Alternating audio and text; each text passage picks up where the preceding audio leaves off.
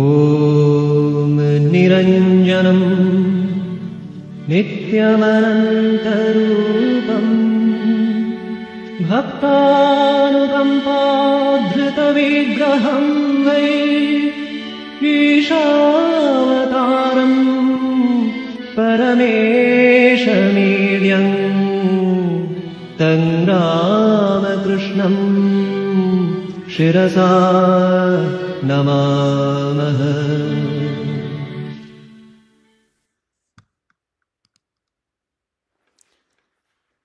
Namaste and welcome to our discourse on Sunday. Our topic for the last week or so has been the subject of mindfulness in Vedanta. I mentioned last week that the concept or the practice of mindfulness really, as known in the world outside today, is or originates from the practice of vipassana in Buddhism.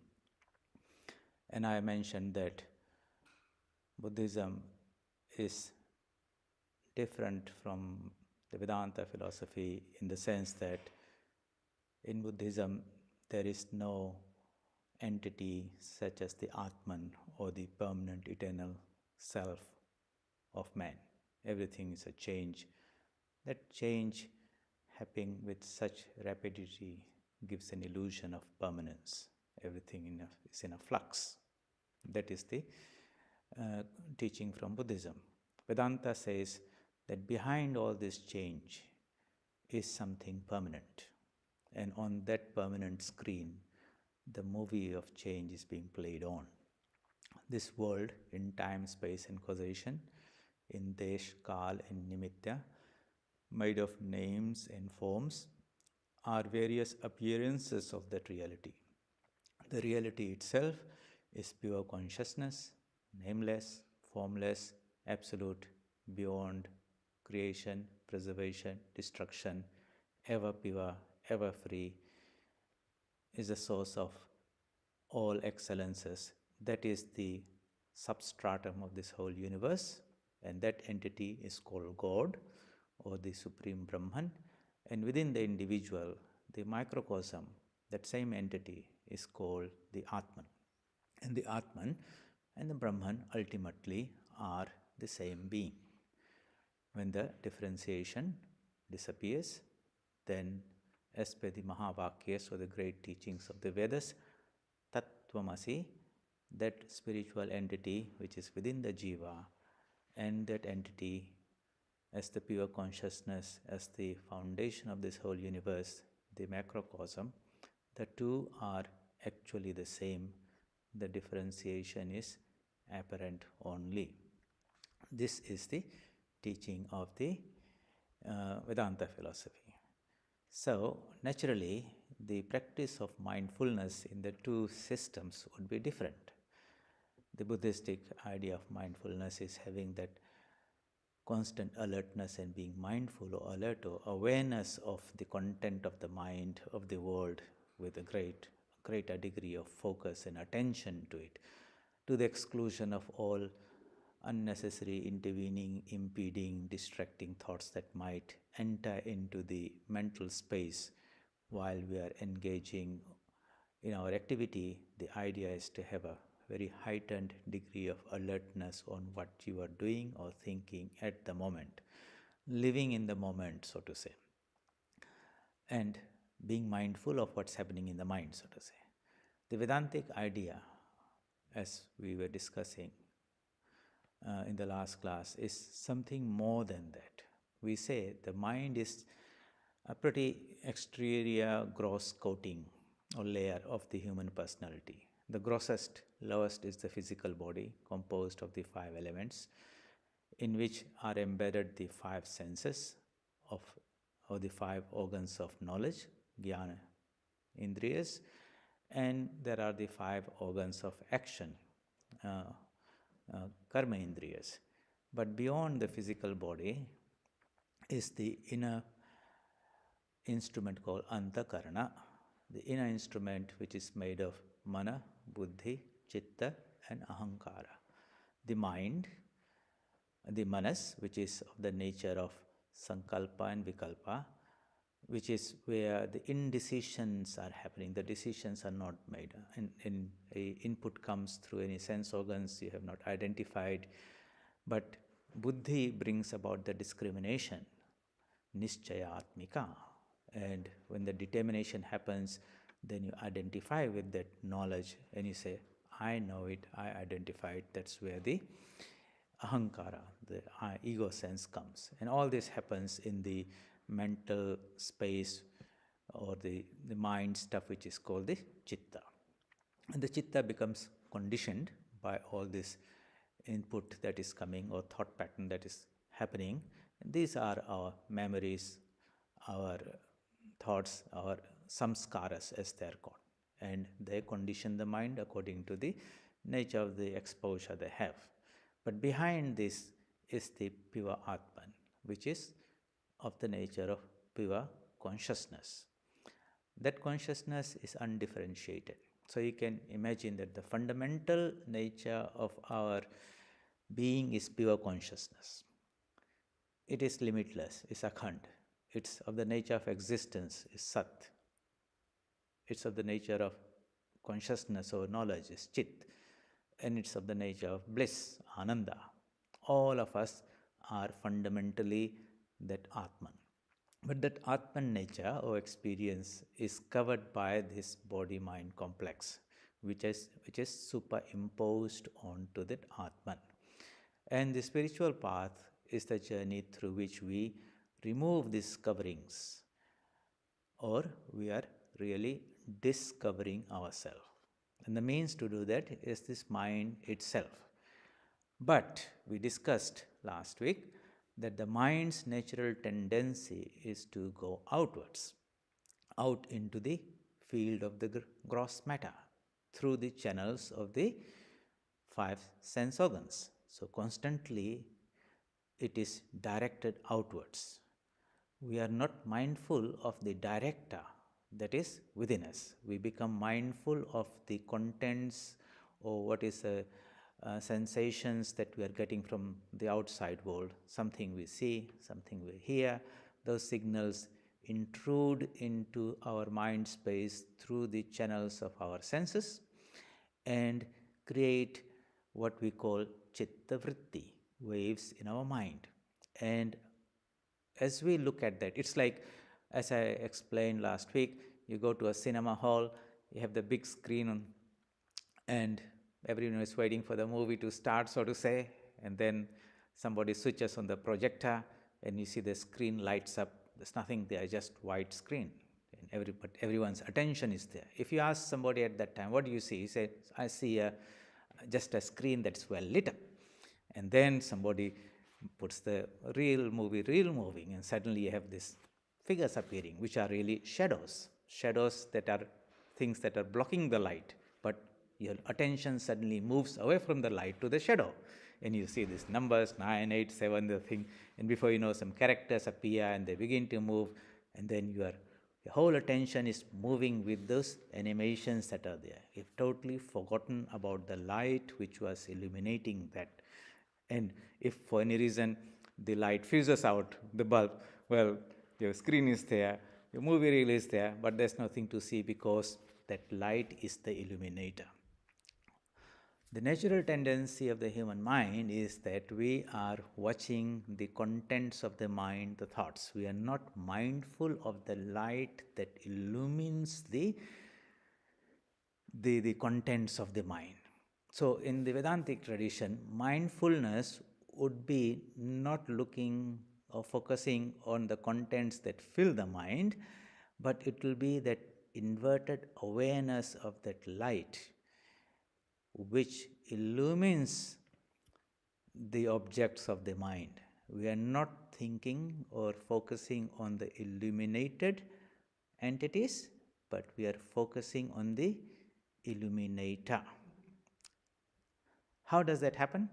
Well, it brings about a reversal in the orientation of the mind. Avrikte chakshu, the outward going tendency or direction of the mind is reversed, and you try to focus who is this consciousness that dwells in this body, that gives you a general feeling of awareness of what you are, and which illumines or gives you a sense of being, so to say. I'm a living being, I'm an entity, I have an individuality and a personality. And that mind, that light of consciousness is now illuminating the various ideas and concepts that are flirting through the mental space. Some of them you focus on and you watch. Space is now constantly stimulated by the input that is coming from the outside world, what you see, what you hear. And before you know, we have forgotten all about the light, the illuminator, and we have become well and truly entangled with the objects that are there. So in the Patanjali's Yoga Sutras, the spiritual teacher Maharishi says yoga is chitta vritti nirodha, cessation of all the thought waves. And when there's nothing to see, really no object to focus, the screen has got no images, so to say, then again we suddenly become aware of the light that is there. But while these thoughts are there, our attention gets focused on them and we get distracted from that awareness of the light to the perception of the shadow which is formed in that mental space, so to say. So, if we develop, how do we develop that capacity to be mindful of this inner light of consciousness? That is what spiritual sadhana means about. One has to become an observer. To be an observer, you have to get out of the observation process. You have to separate yourself, take one step back, so to say. And that entity which was observation is now your object of observation, so to say. That means we should be able to develop through practice that witness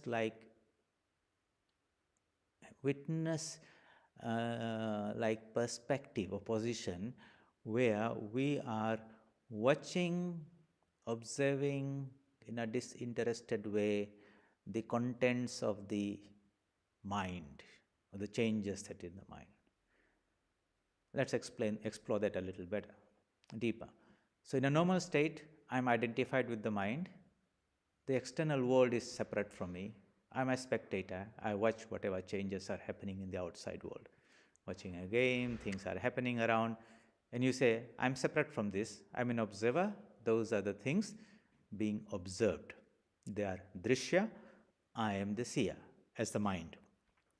Now, if we step back deeper into our higher dimension, which is the buddhi, the observer part of it, then the mind itself becomes the observed, and you begin to see how thoughts are popping up, rising from the subconscious, so to say, taking some shape, becoming active, then fading away. Others are coming into that mental picture. You are not identifying yourself with those thoughts. You don't say, I am happy or I am unhappy, because you are not with the mind. You say, a happy wave has appeared in my mind, an unhappy wave has appeared in my mind. There is something that's blocking the light of illumination and inner joy, and that wave is a wave of anxiety or depression. And other times, the obstruction becomes less and the inner joy shines more, and you feel elated, calm, pleasant, because your inner light, the inherent Atman is shining more. So, but the important thing is, you don't say, I am depressed. Technically, you will say, my mind is depressed. There is a thought of vritti has come in there, which is making a difference in there. So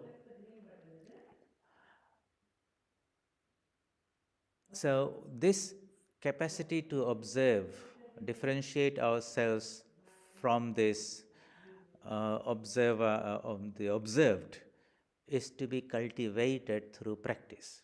And part of spiritual discipline means developing that capacity. So you'll see at the time of meditation or japa, you shut off the external world, the channels through which the outside world is impinging into us.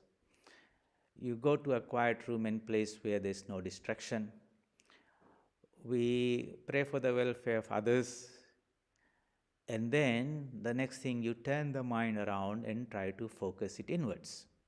Inward doesn't mean some physical location within you at the place of the heart. It means towards the subtler dimension of our being, into the mental space, away from the physical space into the mental space. In that mental space, we try to use our imagination and visualization to create a spiritual object for our anchoring our mind, which is your chosen ideal. And we use the support of a mantra that is connected with that spiritual ideal. In the beginning, you will feel that I am repeating the mantra, but as your power of observation increases, where you are being able to disassociate with that stream of the repetition of the mantra and contemplation, and see yourself as an observer of the mind in which these mantras are moving in a repetitive way. And you begin to not think of the words of the mantra, but to feel the energy that is embedded in that mantra. Now, if you do that with great intensity for 10-15 minutes, you are exercising what is called that intuitive faculty within us, or the buddhi. The more we exercise that faculty through this practice of internal observation, the stronger that capacity becomes. And this is why, just like we go to the gymnasium and we do some exercises, we do it with great regularity and all that, these hidden muscles in the body also begin to manifest themselves, and you begin to feel that strength. No one has to tell you how strong you are, you can feel it in your various activities.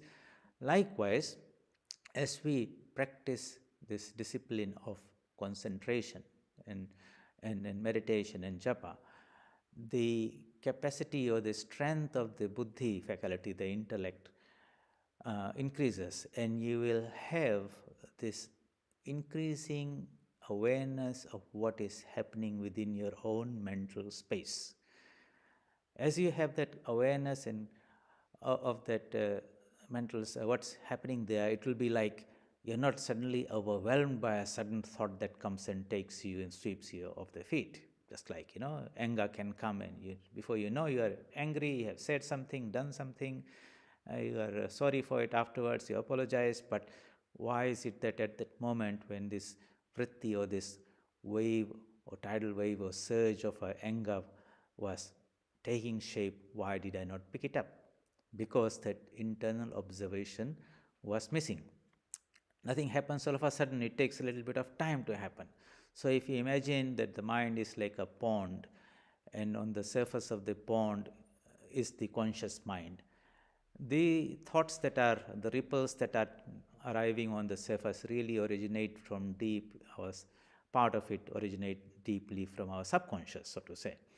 So you can imagine that at the bottom of the lake is all soft muddy clay, a little bubble sprouts from there, and it begins to move upwards. Initially it's very small. As it rises higher and higher, it becomes bigger and bigger and bigger. And ultimately it reaches the surface and bursts open and creates an impact. Now the conscious mind is at the top level, where the final bubble bursts. But if one has got that deeper sense of perception, they would be able to spot that bubble rising much earlier, before it bursts on the surface, so to say. And if they identify it to be not a bubble that should not find expression in the conscious mind, then you will have the capacity to nip it and prevent it from coming to the conscious mind. That means you will nip it in the bud, as they say, or you are getting this feeling, I'm getting angry, I'm getting angrier, I must do something about it. Maybe you just shut up and you move away from that place, or change the situation, or bring a counter idea, but somehow you are able to arrest it. If that is not done, then if that deeper level of perception is not there, then what you perceive is too late. You are overwhelmed by that anger and it overtakes you. So, what meditation does is it develops that capacity of observing the internal workings of the mind. And one of the requirements is that we have to say that we are different from the mind itself. That's the first proposition. I am not the mind. Happiness and misery are vrittis or changes that are happening of the mind. I am not the mind itself. Whether it's happy sometimes, whether it's depressed, I am the observer of the mind, something far superior. I am the pure consciousness that illumines the contents of the mind. So when that happens, when this buddhi power is awakened and the mind sees that the buddhi is observing, the power of discrimination is observing all these incessant changes that are happening in the mind. Some are there from previous lifetimes, some are there arising from the subconscious mind, others are constantly coming from the environment that we are in at that moment. Nonetheless, it is constantly agitated, disturbed, and all these vrittis or disturbance really obstruct the inner light of consciousness. That means when you're looking at yourself in the pond, if the water is perfectly calm, like a sheet of glass, like a mirror, then one sees a beautiful, clear image of oneself. But if there are too many little waves, ripples around there, then you find your reflection is not very good. And if it's in too much turmoil, then you don't see yourself in a very good way anyway. So our perception of ourself, the image that we see in the in the lake of our mind, depends on the calmness of the mind. How do we calm it? Now, ultimately, our focus is not too much about what is happening in the mind. In Vedanta, mindfulness would be inverting the direction of the mental activity, so to say, and turning it around to that light of consciousness that is within us. In other words, the mind is now, the mirror of the mind, which was sort of directed outside, is now turned around, and now it is reflecting the Atman, so to say, the spiritual consciousness. And in that we see the reflection of the Atman, so to say. The first reflection is that I sense. The I sense is this reflection of the Supreme Paramatman in the mirror or the lake of the nature or Prakriti. And just like if you take a pot of water and put it out in the sun, you see a reflection of the sun. The real sun is a vast star out up in space, hot and huge. But if you ask a child, what do you see there? I say, I see a sun. If the water is shaken, the reflection is moving. If the water is very clean, the reflection is very, very nice. If the water is little muddy, the reflection becomes little hazy. If the water becomes very, very muddy, you can hardly see the sun in there. Anyway, we have to distinguish between the real sun in the sky and the reflection. What we experience ourselves as an individual, as a jiva, with an eye sense and a body mind, is really this reflection. The Paramatman or the Supreme Being is the real, unattached, unaffected sun in the sky, so to say. If you put 1,000 pots in the water, you see 1,000 reflections. If you break all the pots down, there are no reflections. But that, whether 1,000 reflections are created or destroyed, does not make any difference to the actual sun in the sky. Mindfulness in Vedanta would be trying to have that awareness of ourselves as not as the image in that pot of water, but associate ourselves with that infinite eternal sun in the sky. That is my true identity. The reflected sun is a appearance in the mirror of nature or Prakriti, and that is not in our control. The nature is controlled by the Supreme Being, made out of the three gunas, and sometimes he'll make it very sattvic in the highest spheres, and you see yourself as a god. Sometimes it makes it rajasic and tamasic, and we see ourselves as human beings. Whatever is happening is the change happening in nature. According, the appearance is also changing. All these appearances in different forms, right from the Lord Brahma to a piece of stone or a blade of grass, are so many reflections of the Supreme. They do not in any way affect the real sun in the sky. So in Vedanta tradition, mindfulness here would be is that attention directed towards the pure consciousness as the source of light, of illumination, and not on things that are getting illuminated, so to say. How do we bring about this discrimination and awareness is what spiritual sadhana is all about. So today I will take you, and this is through some verses from the chapter 13 of Bhagavad Gita. Bhagavad Gita, chapter 13, verses starting from verse 12, wherein Sri Krishna is telling Arjuna about the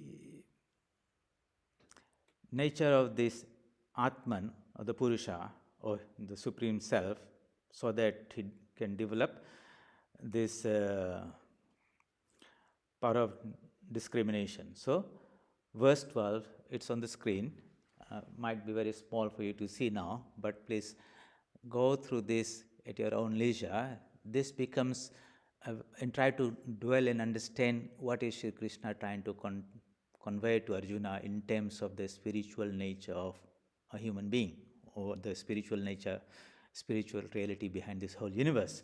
So he says, and I'll read through this, Nyayam yat tat pravakshami yak jatva amritam ashnute anadimat param brahma nasan natasan taduchyate. I shall speak of that which is to be known. So what is to be known? Not the things of the outside world, but the source of that illumination within us. What is the result? Why should I bother about that? By realizing which one attains immortality. Now, everyone wants to be immortal, no one wants to die. But we cannot make this body immortal, no matter how long we try.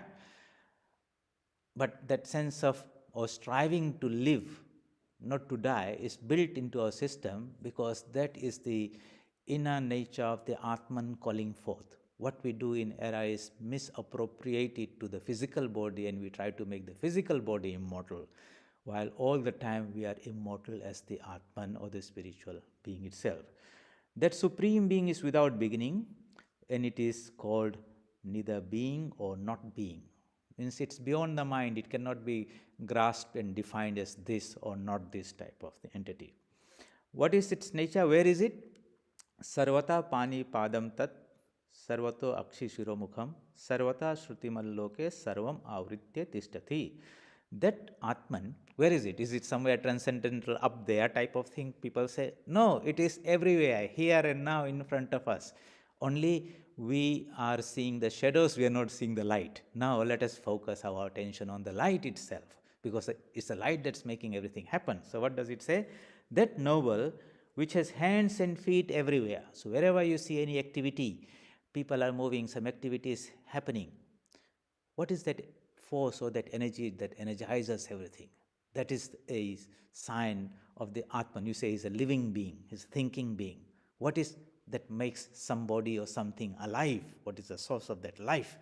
That energy or that consciousness is there everywhere. You see, people are moving and things are happening there, but we just see the people. We don't become mindful of the consciousness or the Atman dwelling inside, that is pulling the strings, so to say, and outside we see the various activities in various people. So mindfulness here means I don't see the external activity only, but I try to become aware of that consciousness within each one of us, me, you, and everyone, which is pulling the strings, and we see the drama happening around.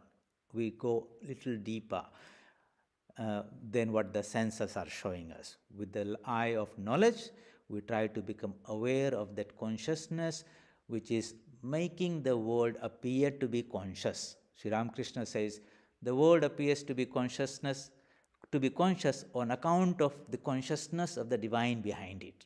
If that consciousness is not there, everything becomes lifeless. And it happens when that consciousness withdraws from this body. Well, immediately the temperature comes down, all the processes stop, the decay begins to happen in this body.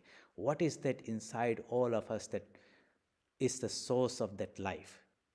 Okay, that makes us alive, which has hands and feet everywhere, which has eyes, heads, and mouths everywhere. So through every eyes it sees, through every hands it acts, every mouth it eats, which has ears everywhere, and exists in creatures by pervading them all. So this Atman is not limited to one entity to the other. It is the foundation through which that existing everything is a specific, particularized, limited expression of that infinite existence. The infinite ocean is there, the waves are parts or manifestations of that ocean by taking a little bit of some water and giving it some shape, movement, different sizes and shapes. So we all beings are externally like the waves, but internally we are the water. Mindfulness here would be being aware of the water, and which is the essential constituent of all the waves, and not making too much big deal about the external names and forms of the waves itself. So then again says, Sarve indriya guna bhasam sarve indriya vivarjitam asaktam sarvabhrichaiva nirgunam gunabhoktrisha. Shining through the functions of all the organs. So here is the mindfulness. When your eyes see, just don't say my eyes are seeing. There's an inner consciousness that is projecting through the mind and the eyes that makes the eyes see. If that consciousness is not there, like somebody goes to sleep, the object is there, the eyes are there, no perception happens. So we become mindful of that source of consciousness, consciousness of the Atman, which is the illuminator behind, which makes the illumination possible. Shining through the functions of all the sense organs, yet devoid of all the organs. That means he is not limited by the organs. That means if there are no eyes, that doesn't mean that the consciousness is not there. Consciousness will abide, whether the eyes are there or not there. So it's superior to that. Unattached, and verily the supporter of all. So supporter in the sense, the real power behind all the sense perceptions. Senses, I see, ears hear, etc. Only when this consciousness is shining or working through them, when one is awake, so to say. Without gunas, without any limitations, it's the sun in the sky is separate from the, totally different from the reflections.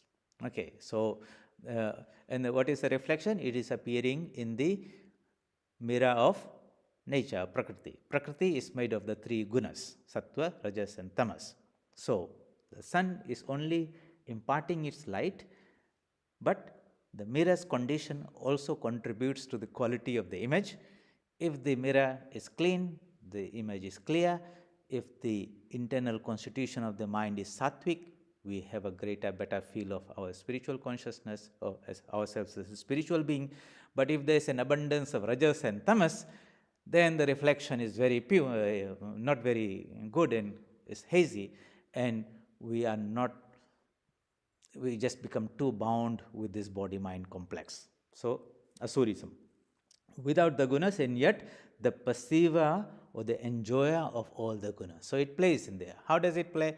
Well, if you go to a particular mirror house and you see lots of different types of mirrors, which can make you look taller or fatter or distort your face in this way. Suppose you went to one of these places or you send children there.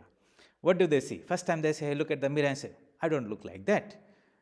It is making me all distorted in there. unnecessarily tall or short or fat or something like that. But then the moment they understand that that is only an image, they don't take it personally. They understand that this is only an image. I haven't really become uh, changed as I appear to be in the mirror. Then what do? Well, they start playing with it. So you move in this way, that way, turn around, and you see the image. You are having some fun with the mirror. Because why are you having the fun? Because whatever those changes are happening are not really changing you. That's only an appearance. Likewise, you can say the divine is playing by looking in this mirror of his nature, in which he creates and projects himself as all these beings, human beings and gods and goddesses, and he's having some fun. And what's wrong with that? He's having some fun. I'm not really becoming born there, or if one of that mirror breaks, I haven't died or anything like that. It's just a mirror. And I have created this nature or prakriti in which I play with myself. But the guy who is inside the mirror, who is the image, he doesn't know that. He has become totally identified with the mirror and that image and that personality. He thinks, I was born, I'm growing old, I will die, while all the changes are happening in nature only. That's why the Supreme Being plays with himself. He's not playing with somebody else also. So, where is he? Around where? So, Bahirantascha Bhutanam Acharam Charamevacha, existing outside of all beings. Bahir and Antar. Bahir means outside. Outside means in the gross sense. It's manifested as the gross body.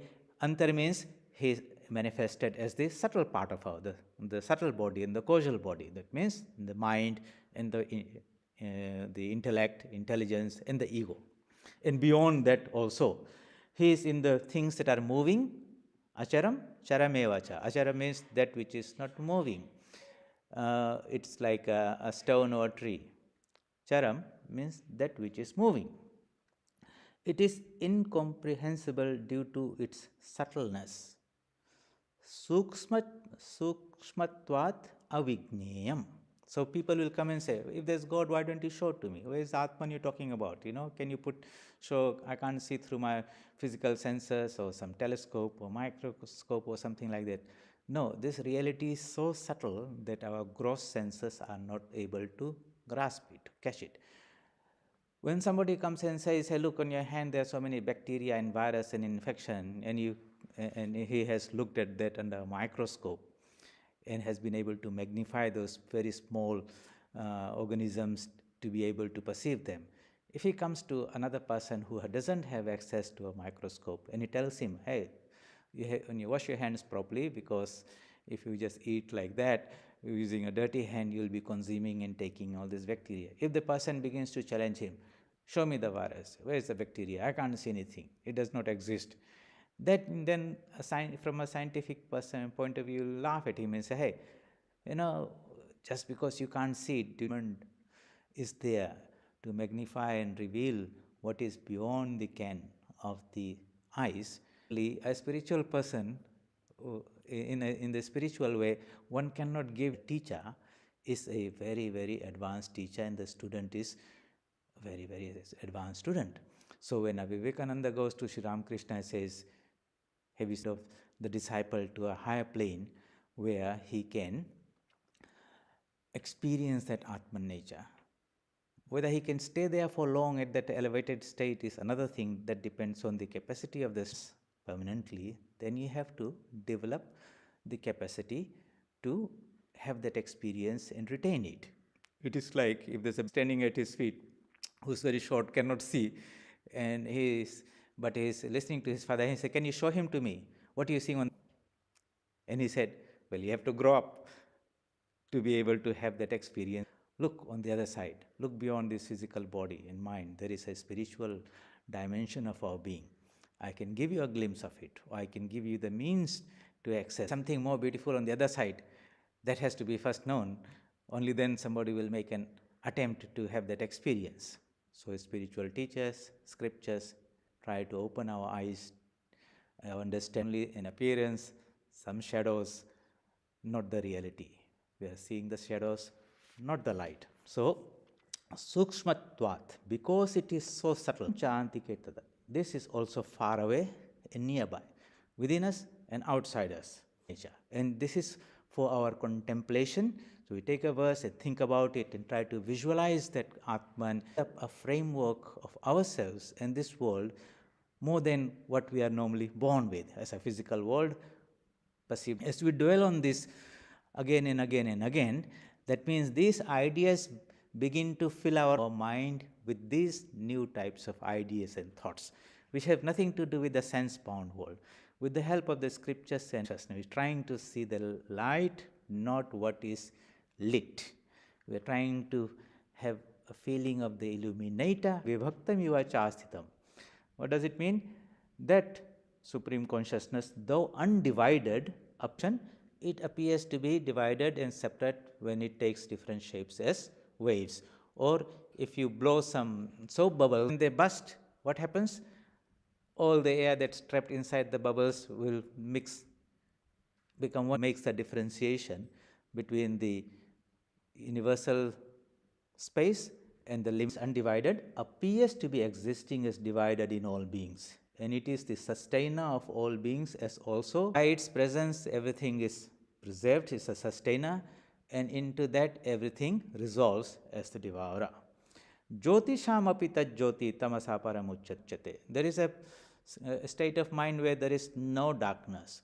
On the planet Earth, because it's not radiant by itself, it receives light. It is self-luminous in all directions. Such is the nature of the Atman. It is self-luminous in all aspects, especially in the heart of all beings. Hridi sarvasya vastitam.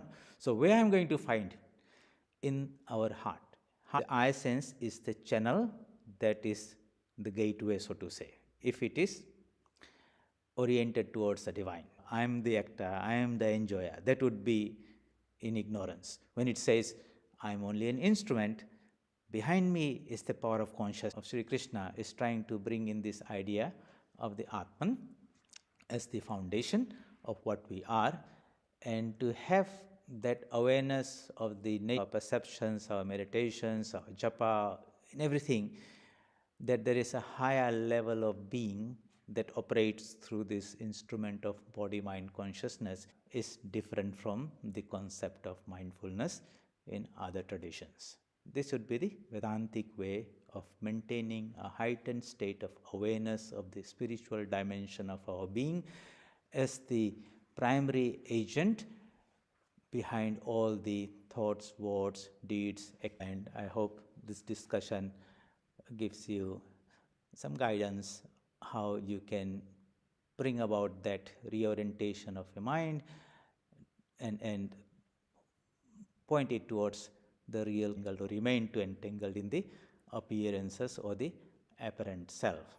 Swami Vivekananda has got a beautiful lecture, The Real and the Apparent Man. The real man is the consciousness behind, the apparent man is this individuality. We have to spiritual seeking.